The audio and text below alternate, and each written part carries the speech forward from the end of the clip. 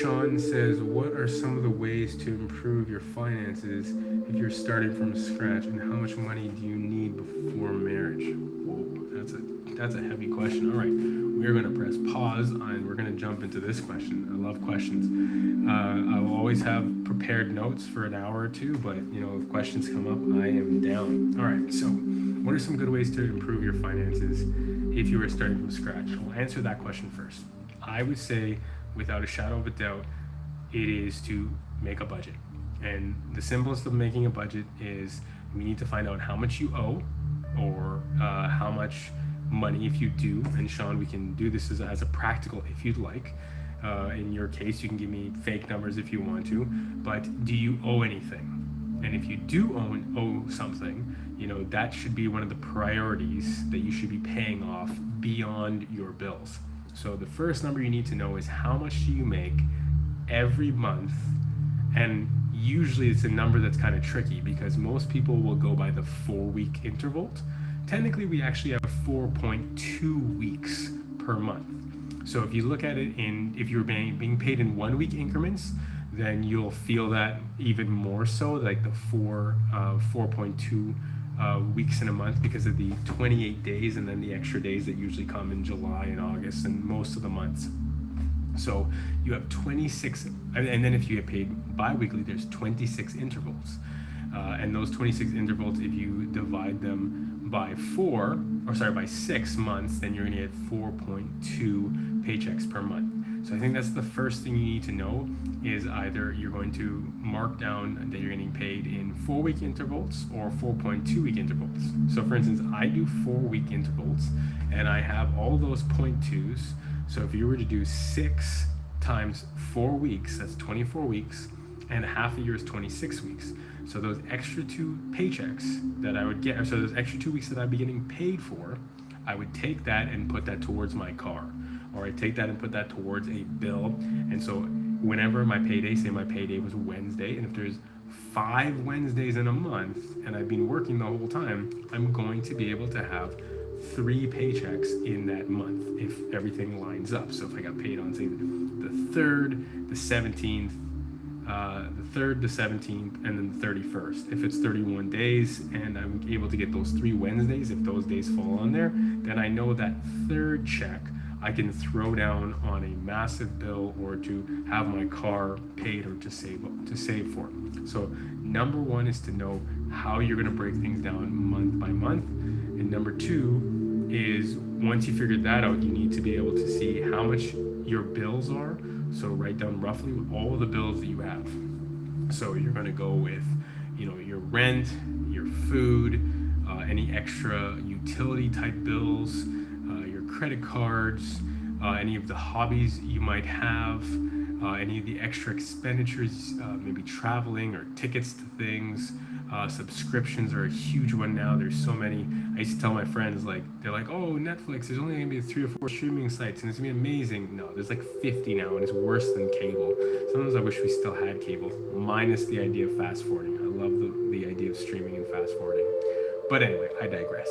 So the subscription side of things, and then you have to look at those small insignificant spends, like you just tap for some parking, or you grab a bubble tea, or you get an extra coffee. And you have to sit down with your credit card. You have to sit down with your bank account online, which most people do everything online, and just write down all the miscellaneous, all those extra random things, and figure out how you spend your money and where your money is going. So number 1, find out if you're going to do like 4 weeks or 4.2 weeks. Number 2, write down all your bills. Number 3, and then scour your bank account and your credit cards to see how you're spending, and if there's any miscellaneous things that you're missing, then you got to tally that up. If you owe now something on credit cards, you have loans or student loans, then any extra money you have, you need to start throwing down on that and pay that off as fast as possible. If you are out of debt, then you're already winning. But if you are in debt, it's more about managing that debt, especially if in the second part, if you want to inevitably get married. So being fiscally responsible is a huge part of being married, especially if you want to be the head of your household. So If let's say you make $7,000 a month, you figure out that you're spending like 6 or 7 thousand a month on your bills and your miscellaneous, you may want to start thinking about things that you can cut down, especially on if you have debt. Now, if that's all covered and maybe you don't have any debt, or your debt's going to be a long term, I'm going to pay $300 or $500 a month for a long time to get rid of that debt, and you're thinking about getting married, or you have someone in your life, you want to then, let me break it off into two streams. Stream number one is you're with someone right now, and you have to then ask them about their finances, especially if you're dating or you're getting engaged. And you have to really see, are you going to be a couple who has a joint bank account? Or are you going to have a couple that you're going to have two bank accounts, his and her? I would really suggest going with the one bank account, because I think that helps unify a relationship, but y'all really got to talk money like excessively at the beginning. When I first was dating my wife, I never asked her finances off the bat. I was pretty sure she made more than I did, which she did. She made quite a bit more than I did when we first started dating. And now I'm the only one who works, and she's a stay-at-home mom. Praise God, we make it work.